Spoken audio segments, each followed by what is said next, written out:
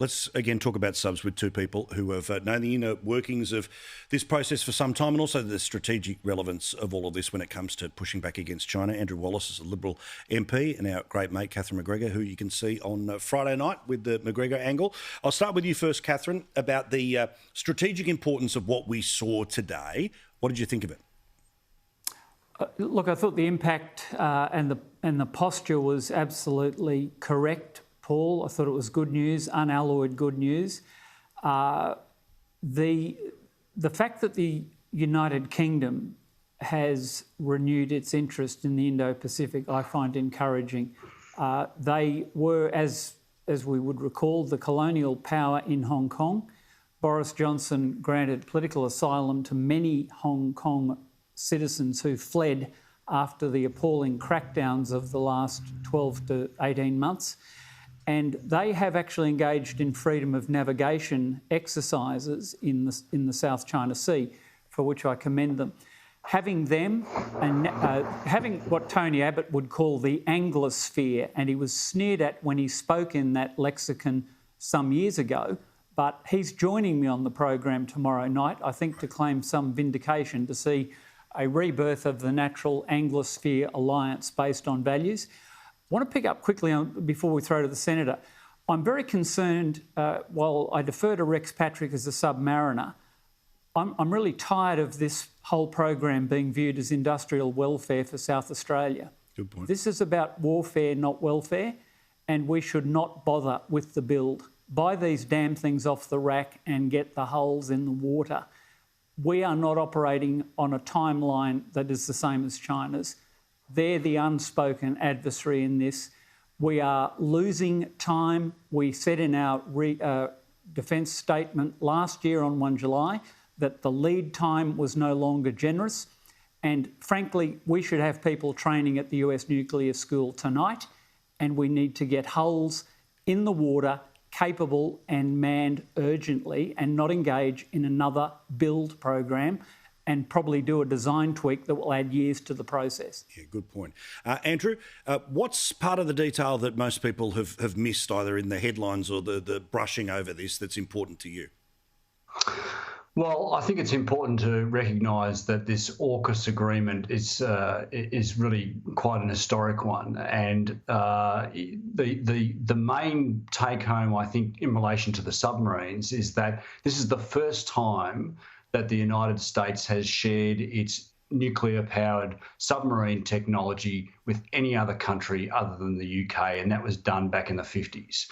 One of the major stumbling blocks for countries like Australia that are allied with the United States is that the US, until now, has refused to provide that technology in all but one occasion, and that was with the UK. So it really does demonstrate how seriously the United States is taking the relationship both with the UK and obviously now with Australia. So it provides a great opportunity for our country to work in lockstep with the United States and the United Kingdom. I do want to take just a point that Catherine was talking about buying submarines off the shelf. I understand, Catherine, where you're coming from about the importance of getting submarines in the water as soon as possible. That's absolutely critical. And I note that the US are building 2 Virginia-class submarines every year. Correct. But one of the things that we've got to do, particularly, Catherine, is ensure that we have a domestic submarine capability that is able to service our submarines.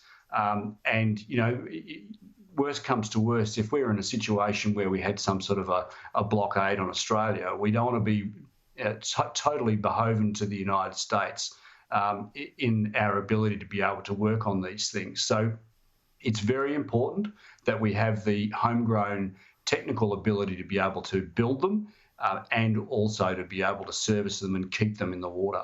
So, but I do take your point.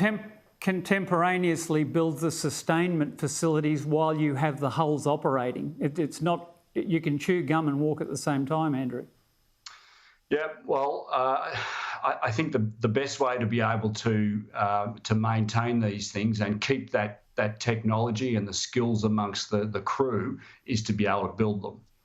Now, we need to be able to build them a lot quicker than what we're talking about at the moment. That the PM has come out and said, we'll be designing them this decade, and we'll start building them this decade, and they'll be in the water next decade. Well, my dad always used to say that necessity is the mother of invention, and if things start to heat up, I'm sure that we're able to accelerate the construction of these things a bit quicker. Catherine, can I ask what might be a really stupid question, but it has been rattling around in my head for the past few hours about defence procurement, right? When you have something that has been announced by a president and two prime ministers with all the bells, whistles and all the rest of it that are going on right now, and yes, the design, the build, do it within 10 years. Is there a provision when you have the type of relationship that was clearly on display today? Not that they'll lend you one of theirs while we build you a new one, but is that part of these relationships, that you basically get your hands on it way earlier than the one that is being built for you? It's not a stupid question at all, Paul, and it's occurred to me. And I've spoken to a couple of retired admirals today as well, and I won't name them, but they're both in defence industry now, and both just said, don't touch the build with a barge pole. Buy them off the rack and get them into the water, because our record of defence procurement is appalling, Paul. Mm-hmm. We're at the point we're at now with this aborted French program because of these kind of workarounds that we've done. The Americans are outstanding in this domain. Buy a working submarine and let's just get on with it. And I defer to the Senator's point. We need sustainment facilities, but the hardest piece will be crewing them. And that process, we've had trouble crewing the Collins, for goodness sake. So let's get moving now, because I've never seen a delivery on the stated time on the date of announcement. If we're talking 2-decade lead times, then forget that. It'll be 2045. I suspect Taiwan's got less than 3 years. Yeah, Andrew, to that very point, and then I'll wrap it up. Yeah, look, the US have built 19 Virginia class. They've got 11 that are being built at the moment.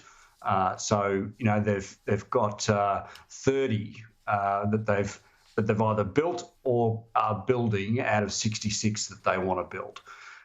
They have a very fine line, a real program that they are building to. And, it's difficult for us to just sort of jump in and say, oh, well, actually, we'll take 8 of those. You don't have to worry about those 8. We'll take them. Thanks very much. So it's not quite as easy as just sort of jumping in and saying, well, we'll take those off the shelf. Yeah, correct. We can crew them out of Hawaii. And Catherine, I want to pick you up on something. I'm a member of the House of Reps. I work for a living. I'm not a senator. Okay, there we go. I've defamed you as well. I won't be on air tomorrow evening. Not at all. Thank you, guys. Looking forward to seeing you tomorrow night with Tony Abbott. And, of course, we'll talk to you again very soon, Andrew, as well.